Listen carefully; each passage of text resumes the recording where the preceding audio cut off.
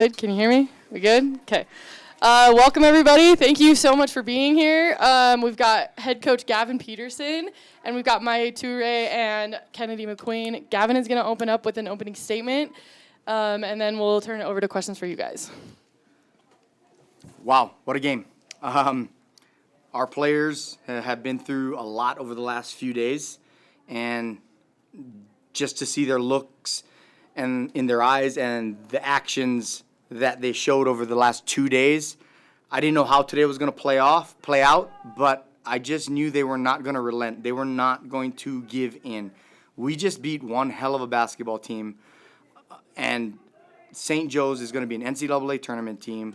They're probably going to be battling to win their conference, and we just gutted it out.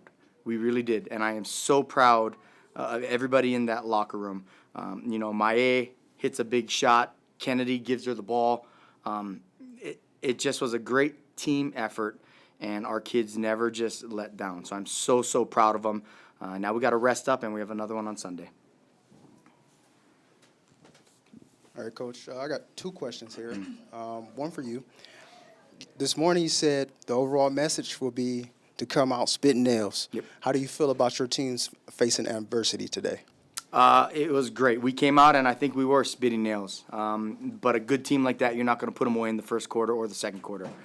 We challenged our players to break the 4 quarters into 8 little segments. And we were keeping track of that. And we lost, I think, 2 segments by 1 point. And we were like, okay, guys, we've got to, just lock in. And a credit to them, they battled. But I am very proud, and I think that's what we did. We did face some adversity. At the end, I think we lost the lead for the first time since early in the game, or I don't even know if we did. Yeah, they led for 36 seconds. So that sometimes can set a team back. You've been winning all game, and then boom, you get punched in the mouth with a little bit of time left in the fourth quarter. And they didn't blink. They looked at it and said, all right, we got this. And there's something in their look that I was just very confident in. Whatever we wanted to call, they would execute, and they did. And then the second question is, my daughter has a question for her favorite player, Maya. What did you think when you hit that last shot? I was looking for Ken because I think the play was for her initially, and she was supposed to get a 3, but she couldn't, so I was trying to give her a solution, and then I tried to take my time and just focus on making it because I wanted to win for the team so bad. Good question. Tough to follow up that question. Kennedy, I'd be curious to hear from you just the emotions that you all have felt the last 2 days with everything going on.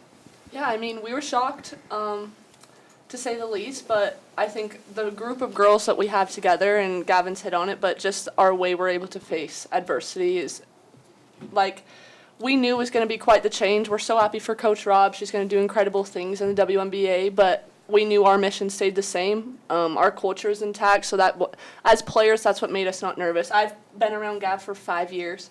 I knew from the moment I stepped on campus, I was like, wow, Gavin Peterson would make a fantastic head coach one day. And who would know that I get to go out my final year with him. So best of luck to Coach Rob, but the message doesn't stop. So emotions have been a roller coaster, but we'll figure it out, put our head down, and keep working. That's the plan. Gavin, at the end of the game, you were kind of crouching down on the floor, kind of fell to your knees a little bit. Just with the way this past week has gone, I mean, one moment you're the associate head coach, and then all of a sudden you become the head coach. How much of a sigh of a relief was that to just, have Maya hit the shot and, kind of get your first win as head coach? Yeah, watching it unfold before my eyes, number 0, Taylor Bergler, she's one hell of a player. And for her to miss that, my heart goes out to her because we had a missed assignment, which when you don't have much time to prepare, you have to kind of pick and choose what you can work on. And I just felt confident in our players that, I got to just let them play. I can't overcoach this game. But part of that is we didn't go over any game situations. We didn't go over, okay, when we're up, they need a third. We haven't done that. We haven't had time to do that. So that's probably why I fell to my knees. Just like, holy crap, we just won that game. And it just was, just kind of a big exhale. But just, again, super proud of these guys. I told them I can live with any result that happens as long as they empty their tank and they collectively play together. And I'm pretty sure when I watched the film back, they did that. Maya and Kennedy, you guys have now had 2 very close games in the last 3. One of them went your way, one of you didn't go your way. How much does it give you guys confidence knowing that like you have these tight games in you and you guys can finish them out? I think we have a very tight group and like very experienced people are here. They've been here for a long time. They know the system and like it's just about playing hard now because we trust each other. We know each other's strength and we just try to put everybody in good positions. And even though we had a lot of emotions this week, I never doubted in my teammates or my coach. I knew we were going to just play hard and get that win. So we know tight games like that, they prepare us for when down the season is going to be more frequent that we get tight games, so we got to lock in on these games. Gavin, I'm so curious about the delay that you have. Who made it for you, and how special is it knowing that your family's from Hawaii? Yeah, this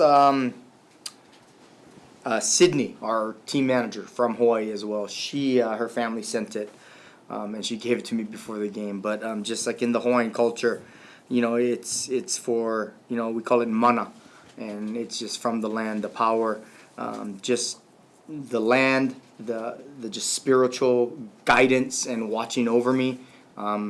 So I wore it all pregame, and then you got to take it off during the game.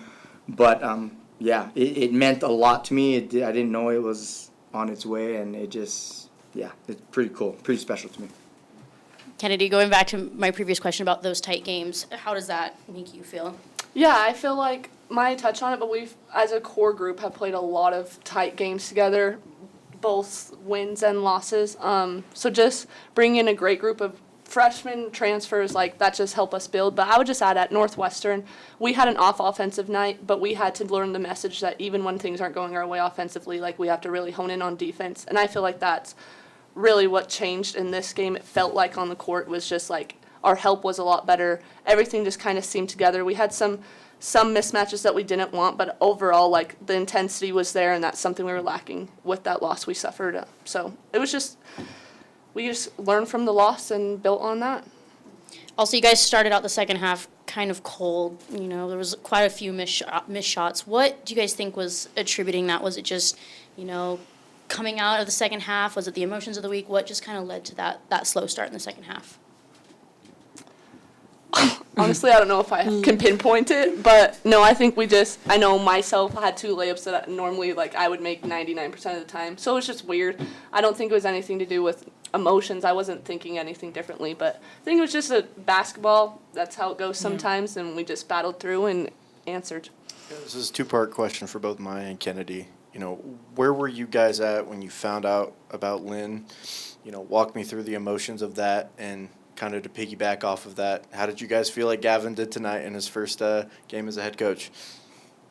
So initially when I learned the news, I was sad and happy for her because I know she worked hard for that opportunity, and I'm happy that she gets it. Everybody works for that, so I'm pretty sure she's going to do great over there. But when we lost her and they told us that Gavin was going to take her spot, I wasn't worried anymore. I just knew he had it because I trust him and I seen him operate. And also the core group played tight games with him, and he takes big decisions, so it was just easy to trust him.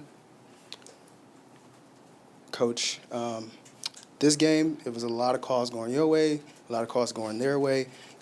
During those timeouts, what were some of the conversations you had to have in order to keep your team able to control the controllables? Yeah, I think, that's kind of basketball too, right? Some calls are going to go your way, some calls are going to go against you, and you just kind of got to ride that wave and just adjust as it goes. I thought there were, some interesting 50-50 calls, and it is what it is. But I am proud. We did challenge them. I don't think we had any free throws at halftime, and we finished 11 for 12. So big improvement from the Northwestern game in which we went, I think, 16 for 26. So maybe 2 more free throws would probably win that game. But anyway, but I think just in the huddle, I kept reminding them just collectively, like, let's come together. It's easy when adversity hits to either point the finger, like, oh, we missed this pick and roll coverage because, like, forget about it. It's in the past. Can't go back and can change it. Let's control what we can looking forward and let's go. So that was a lot of the timeouts I think we just discussed was just, okay, that's all right. It's in the past. Flush it. Next play. Next play. So, and they did that. So I'm real proud of how they responded.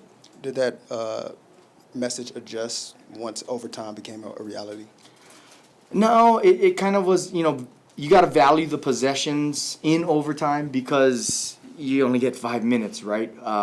But fortunate for me, I had a lot of timeouts, so I could, if needed, settle them in and maybe execute something. And again, we didn't practice much of our out of bounds, sideline out of bounds plays, and G in foul trouble. I think a lot of the stuff that we have had in are running for her, and so it's just we have to figure it out, and we just have to grit our way to a win. Coach, did that post-game celebration feel any differently tonight? Honestly, it was more of a relief because I didn't want to let these guys down. Like, I really didn't. They've been phenomenal over the last few days. And it's just like, man, I'm so proud that they got to pull it out. They, faced adversity, looked it in its face, and say, let's go. And, we can roll with that. And we're going to be fine with that type of mentality. We'll fix mistakes. We'll work on our layups. The schemes will get more crisp. All those things will happen. But so it was more of a relief. I just really, not for me, but I knew how much they were giving, so I just was like, man, they deserve this. Gavin, every head coach kind of has their own sideline style, some pace up and down the court. With you, how did you start feeling yourself settling into the game? And when did it kind of hit you that, this is my team, this is, I'm the head coach of this? Was there a moment like that? I mean, walk me through the emotions of that. No, I don't think there was a moment. Getting used to walking the sideline. I've been told to sit down by referees for so long. No, these guys will tell you, I haven't had enough fans, sit down. So I was sitting down a lot. I was like, oh my gosh, I can stand up. And then you have, our great boosters that are right there courtside. I'm trying to move, and I almost sat on them one time because I lost track of where I was, and I'm like, oh my God, I can't do that. So that was kind of the biggest adjustment. It really was. I'm allowed to stand up because they tell me to sit down all the time. I'm like, if you just focus on what's going on in between the lines, we'll be good. So anyway, yeah, that was the biggest adjustment. Okay, well, we'll end it there. Thank you guys again so much for being here. We really appreciate you guys coming out and covering our team. Yeah, that's it. Yes, thank you guys. Thank you. Awesome, thanks.